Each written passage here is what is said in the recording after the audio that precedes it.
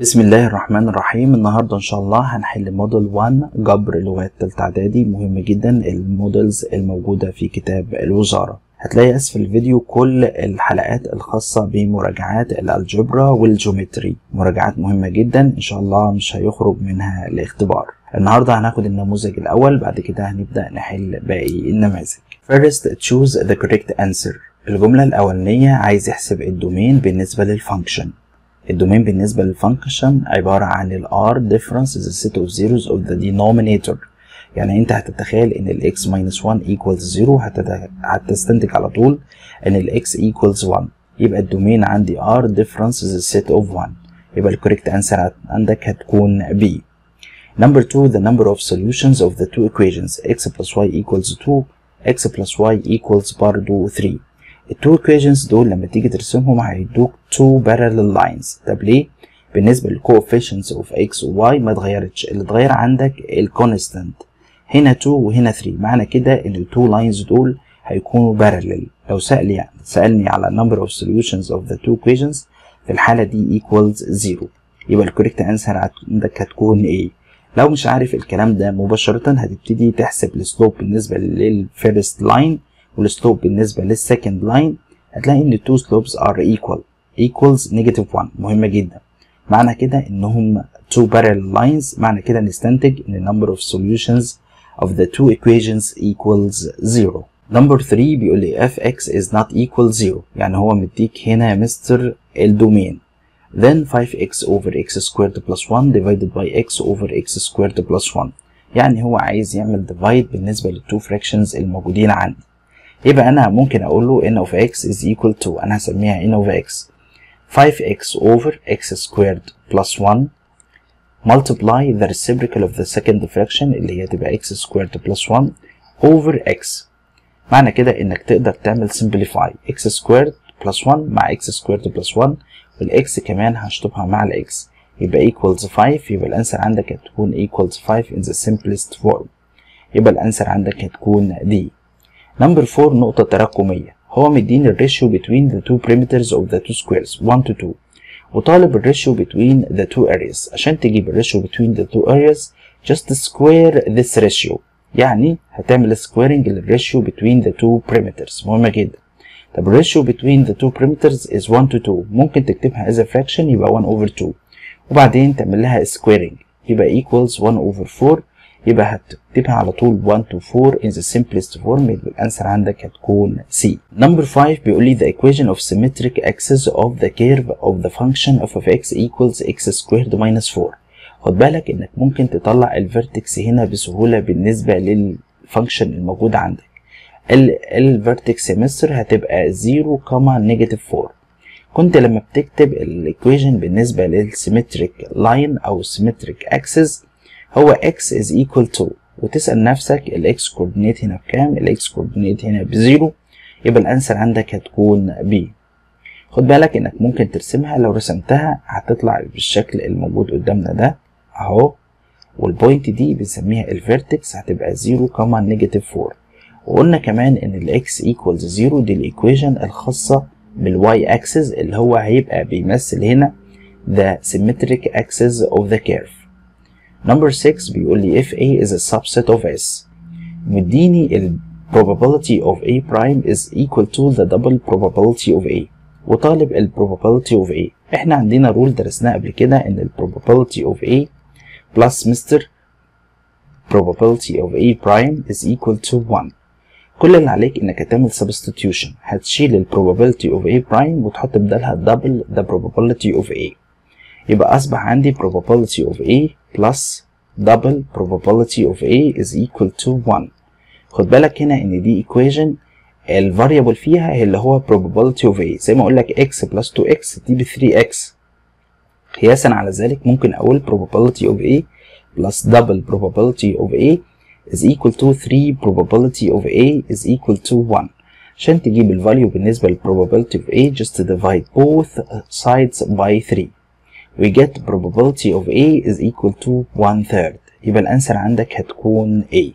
يبقى الانسر عندي هنا هتكون 1/3. لو محتاج انك تجيب ال probability of A prime طبعا هتبقى 2/3. ليه؟ لان هما الاتنين مجموعهم يا مستر 1. واحد فيهم ب 1 over 3 يبقى التاني ب 1 minus 1 over 3 اللي هي equals 2 over 3 in the simplest form. Next question بيقول لي by using the general formula عايز تحل ال quadratic equation 2x squared minus 5x plus 1 equals 0.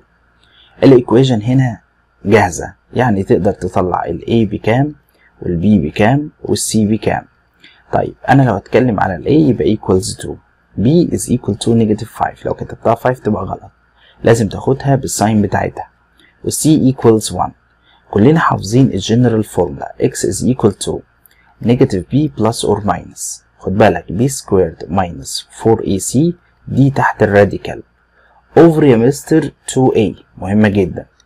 يبقى خلاص يبقى ال x is equal to هنعمل substitute negative b يبقى معناها negative داخل على negative 5 هتبقى 5 plus or minus b squared يبقى 25 minus 4ac يبقى 4 times a times c يبقى هتديك 8.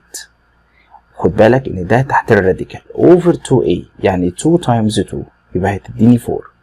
كل اللي عليك بس انك هتعمل simplify للاكسبريشن الموجودة عندك، يبقى 5 plus or minus root 25 minus 8 دي ب 17 over يا مستر 4.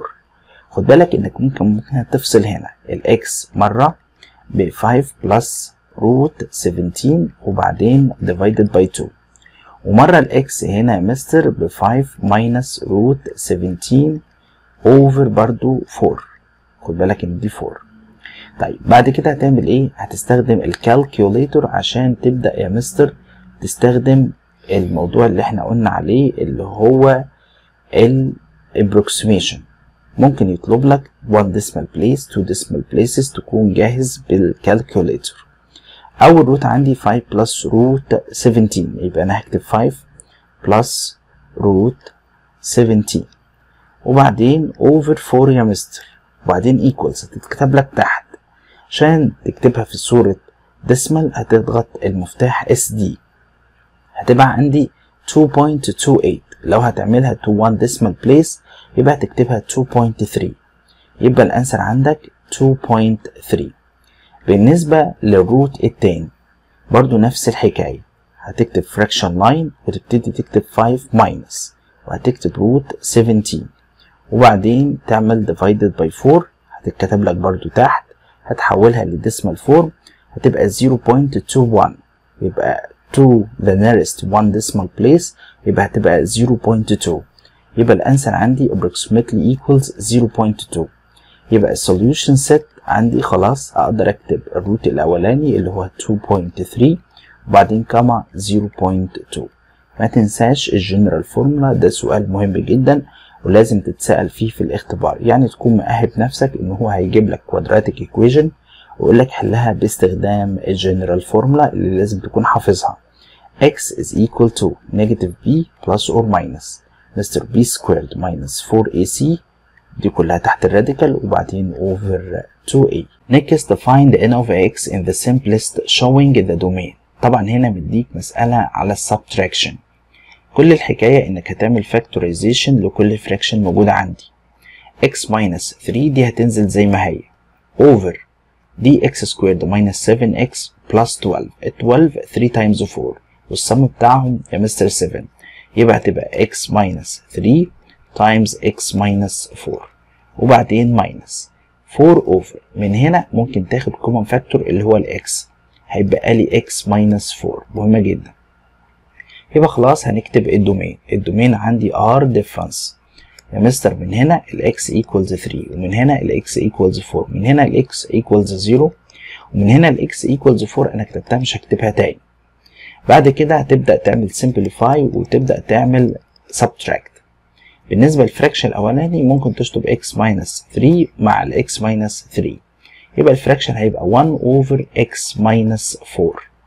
بالنسبة للفراكشن التاني no common factors يعني هتنزله زي ما هو 4 over x times x minus 4.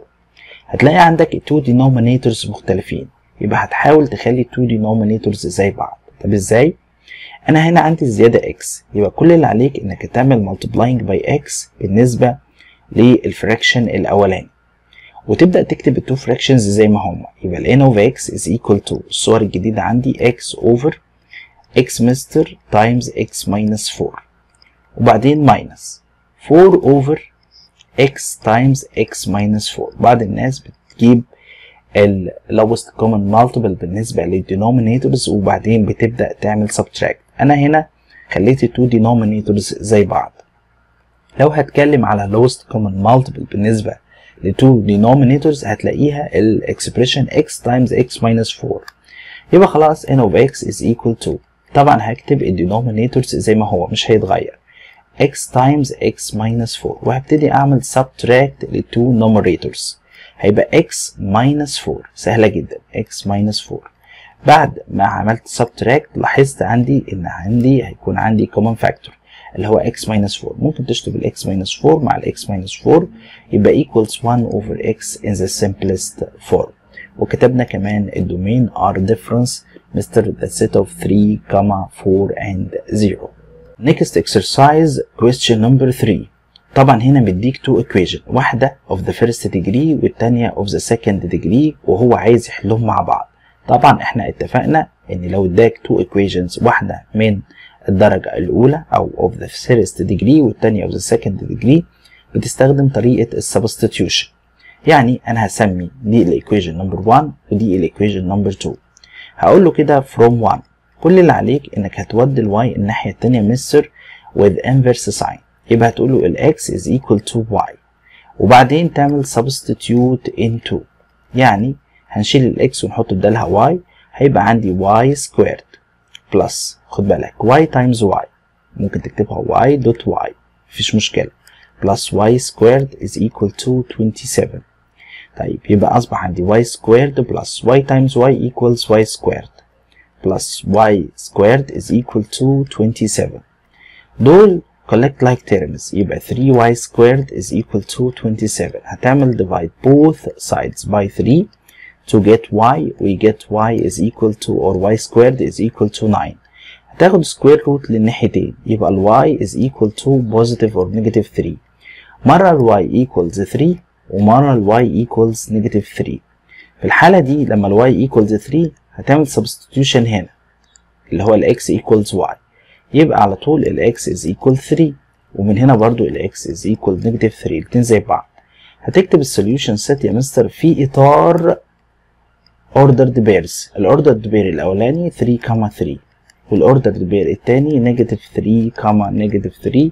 يبقى أنت كده حليت التو equations الموجودين عندك. ما تنساش لما يكون عندي يا مستر two equations واحدة من الفيرست ديجري والتانية من السكند ديجري بنستخدم السبستيتيوشن ميثود مهمة جدا substitution method. next بيقول لي find n of x in the simplest form showing the domain. طبعا لو ما قالكش showing the domain انت بتكتب الدومين automatically. هو هنا بيقول لي n of x is equal to طبعا هنا عبارة عن divide. الديفايد بيتحول لمultiply يبقى انا هقول له n of x is equal to انا هعمل factorization وهعمل multiply في نفس الوقت. الفيرست فراكشن بينزل زي ما هو بس انا هعمل الفاكتورايزيشن معايا في الخطوه x سكويرد بلس 4x بلس 3. طبعا 3 تايمز 1 والاثنين هيبقوا بوزيتيف يبقى عندي الاكسبريشن x سكويرد بلس 4x بلس 3 اقدر اكتبها x بلس 1 تايمز x بلس 4 or بلس 3 over مستر x كيوبد ماينس 27 دي difference between two cubes هعملها x ماينس 3 كلنا حافظينها times x squared plus 3x plus 9 سهلة جدا وده ما بيطلعش values بالنسبة للset of zeros. وبعدين multiply هكتب x squared plus 3x plus 9 اللي هو مش هتقدر تعمل له factorization فوق اللي هي x squared plus 3x plus 9 هيروح معايا لما نعمل simplify over x plus 3. بعد كده هنكتب الدومين r difference من هنا ال x ب 3 ومن هنا ال x بنيجاتيف 3. طيب بعد كده هتعمل simplify ل n of x is equal to طبعا x squared plus 3x plus 9 مع x squared plus 3x plus 9 وكمان x plus 3 مع ال x plus 3 يبقى ال n of x in the simplest form is equal to x plus 1 over x minus 3. خد بالك ان هو طالب تاني هو بيقول لي انا عايز ال n of 2 وال n of negative 3. لازم تتأكد الاول تشوف الفاليوز دي موجودة ضمن الدومين ولا لا. ان n of 2 ال 2 موجودة ضمن الدومين، يبقى على طول عشان تجيب ال n of 2 just substitute، يبقى 2 plus 1 over 2 minus 3، يبقى هتبقى عندي 3 over negative 1 اللي هي equals negative 3 in the simplest form. اما ال n of negative 3 هتبص على negative 3 هتلاقيها مش ضمن الدومين، مش موجودة، يبقى هتقول له كده negative 3 is not an element of domain Mr. of n، domain of n، يبقى على طول بنقول ال n of negative 3 is undefined. ما تنساش الحتة دي مهمة جدا، is undefined مهمة جدا. لو كانت الفاليو اللي هو محتاج يجيب صورتها باستخدام الرول بالنسبة للفانكشن مش موجودة عندي في الدومين بنقول عليها is undefined. next بيقول لي a rectangle with length more than its width by 4، يعني اللينث اكتر من الويدث ب 4. يبقى انا هفترض حاجة ان اللينث الموجودة عندي is equal to x والويدث يا مستر is equal to y، يبقى عندي نقدر نستنتج حاجة ان ال x is equal to y plus 4، ودي هنسميها equation number 1. هو مديك هنا البريمتر is equal to 28 سنتيمتر. كلنا عارفين ان البريمتر عبارة عن اللينث plus الويدث وبعدين times 2 is equal to perimeter، دي اللي احنا عارفينها. معنى كده ان اللينث plus الويدث is equal to half perimeter، عملت divide by 2، يبقى اصبح ال x plus ال y يا مستر ال x plus y equals half 28 is 14، يبقى دي الايكويشن نمبر 2. يبقى خد بالك ممكن تستخدم السبستيتيوشن ميثود لان انا كتبت ان ال x is equal to y plus 4، يبقى هتقول له كده substitute مستر from 1 in 2، يبقى خلاص انا هشيل ال x واحط بدالها y plus 4، يبقى عندي y plus 4 plus y is equal to مستر 14، يبقى أصبح 2y plus 4 is equal to 14، يبقى أصبح عندي 2y is equal to 14 minus 4، يبقى 2y equals مستر 10. divide both sides by 2 we get y is equal to 5، يبقى أنت جبت ال y ب 5. تقدر تجيب ال x عبارة عن y plus مستر 4، يبقى 5 plus 4 يبقى على طول ال x is equal to مستر 9، يبقى أنا جبت ال length is equal to 9 وال width is equal to 5. هو عايز ال area، خد بالك ال area is equal to length times width، ال length عندي ب 9 وال width عندي ب 5، 9 times 5 equals 45 square centimeter. يبقى متنساش إن أنت ممكن تتسأل في سؤال لفظي أو problem خاصة بموضوع ال equations. next exercise مهم جدا، ليه؟ لأنه بيتكرر كتير في الاختبارات. هو مديني function n of x is equal to x squared minus 2x over x squared minus 3x plus 2، وطالب إنك تجيب ال multiplicative inverse in the simplest form، دي أول حاجة. بعد كده فارض إن ال multiplicative inverse اللي هو n raised to the power negative 1x is equal 3، وبعدين عايز تحل الايكويشن دي تجيب الفاليو بالنسبة للx. طيب انا عندي هنا n of x equals الكلام ده، يبقى على طول انا هجيب له n raised to the power negative 1x اللي هي ده رمز للمالتيبليكاتيف inverse is equal to، هتقلب بس الفراكشن الموجودة عندك x squared minus 3x plus 2 over x squared minus 2x. بعد الناس بتعمل simplify وبعدين تقلب، انا قلبت على طول وبعدين هعمل simplify. طبعا ال 2 1 times 2 والاثنين هيبقوا نيجاتيف، يبقى x minus 1 times x minus 2 over يا مستر تاخد common factor من هنا اللي هو ال x، هيبقى لك x minus 2. يبقى خلاص هتكتب الدومين، مهم جدا the domain of مستر n raised to the power negative 1 is equal to، مهمة جدا r difference. الحتة دي مهمة جدا، هتاخد السيت اوف زيروز بالنسبة للدينومينيتور وبالنسبة للنوميريتور. بالنسبة للدينومينيتور الاكس ايكوالز 0 أول حاجة، وهنا الاكس ايكوالز 2، من هنا الاكس ب 1، من هنا الاكس ايكوالز 2، أنا كتبتها مش هكتبها تاني.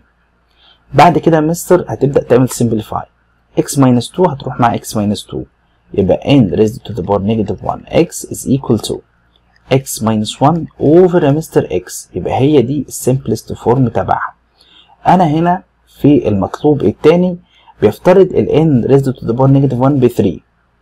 يبقى هتقول له كده since n raised to the power negative 1 x equals 3، يبقى هتستنتج على طول n 3 is equal to مستر x minus 1 over x.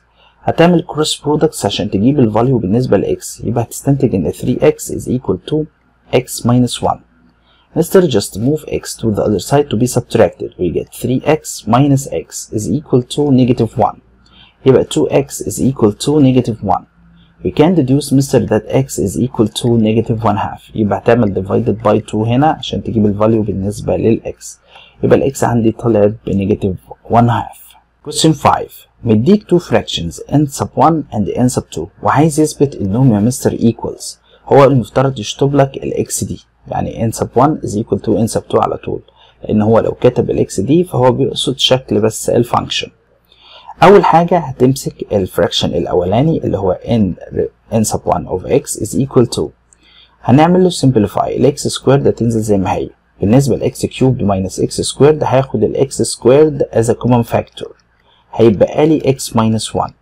بعد كده هنكتب الدومين اللي هو r difference مستر 0 and 1. طيب بعد كده تعمل simplify n sub 1 of x is equal to، هتشطب الاكس سكويرد مع الاكس سكويرد هيبقى 1 over x minus 1، وهنسمي دي الريليشن نمبر 1.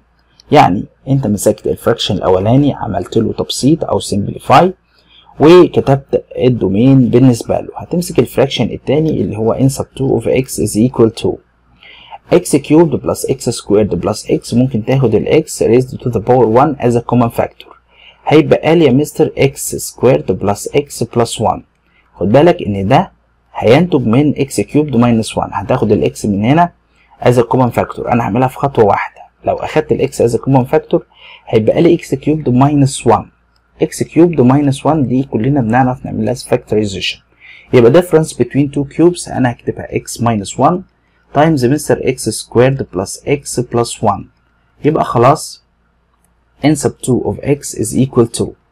كل اللي عليك انك تعمل simplify، بس قبل ما نعمل simplify المفترض الاول بنكتب الدومين، يبقى ما تنساش الحته دي مهمه جدا. يبقى هنقول له الدومين r difference، من هنا الاكس ب0 من هنا الاكس ب1. طب من هنا مفيش values للاكس يبقى 0 1. بعد كده نعمل simplify، ملاحظين ان الدومين واحد ما تنساش x squared plus x plus 1 هيروح مع x squared plus x plus 1، وكمان الاكس دي هتروح مع الاكس دي، يبقى اصبح ال n sub 2 of x is equal to up we have 1 down we have x minus 1، ودي هنسميها relation number 2.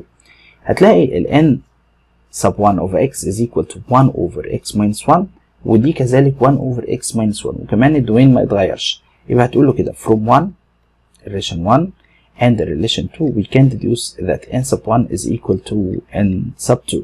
آخر سؤال معانا هو خاص بموضوع ال probabilities اللي احنا درسناها. بيقول لي if A and B are two events in a sample space، طبعا مديك sample space و Venn diagram، انت هتستخدم ال Venn diagram مش هتستخدم الرولز. الرول اللي انت هتستخدمها هنا علشان تحسب ال probability لأي event، بتشوف الايفنت ده اتكرر كام مرة over مستر n of s، يعني الفضاء كله فيه كام مستر element، مهمة جدا. طيب نمبر 1 انا لو هكتب رول خاص بال probability of A intersect B، هو خد بالك هنا مش مديك probabilities، هو عايز يحسب probabilities، مهمة جدا، is equal to مستر n of A intersect B over n of s، مهمة جدا n of s، يبقى على طول probability of A intersect B. طبعا كلنا نقدر نحدد منطقة الانترسكشن اللي هي 2 3، المنطقة المشتركة دي فيها كام element؟ فيها 2. طب الاس ال n of s هتشوف كام element؟ هتعدهم 1 2 3 4 5 6، يبقى 2 over 6 in the simplest form equals 1/3، يبقى الإجابة الأولانية 1/3. بالنسبة للتانية نفس الحكاية، هو عايز probability of A difference B، يبقى دي معناها إنك هتجيب ال n of A difference B over يا مستر n of s. طيب بالنسبة للديفرنس A difference B، يعني الحاجات الموجودة في A ومش موجودة في B هتلاقيها 5، يعني هتتكرر مرة واحدة بس أو هتظهر مرة واحدة بس over يا مستر 6، يبقى الإجابة عندك هتبقى 1 over 6. طيب نمبر 3 مهمة جدا. طب ليه؟ لأن هو جايبها لي في صورة لفظية the probability of non-occurrence of the event A، يبقى هو عايز مين هنا؟ عايز ال probability of A prime. طب بالنسبه للبروبابيلتي اوف A برايم يبقى انت هتاخد كل حاجه ما عدا ال A، يبقى هتاخد المنطقه اللي بره ال A، مالكش دعوه بال A خالص. هتشوف كام element اتحقق معاك. خد بالك ان احنا هنا ما بنستخدمش رولز اللي هي 1 minus probability of A، لا انا هستخدم هنا الفين دايجرام. يبقى انت هتعد الموجود بقى في ال A برايم 1 2 3، يبقى يا مستر ال probability of A برايم اللي هي نمبر 3 خد بالك is n of A برايم over n of S. n of A برايم يبقى اتكررت 3 over 6 in the simplest form is equal to 1/2. يبقى ال probability of A برايم equals 1/2. بكده يبقى احنا انتهينا من موديل 1. نلتقي على خير ان شاء الله في موديل 2. ما تنساش لو عجبك الفيديو تعمل لايك وشير مع اصحابك وسبسكرايب في القناة.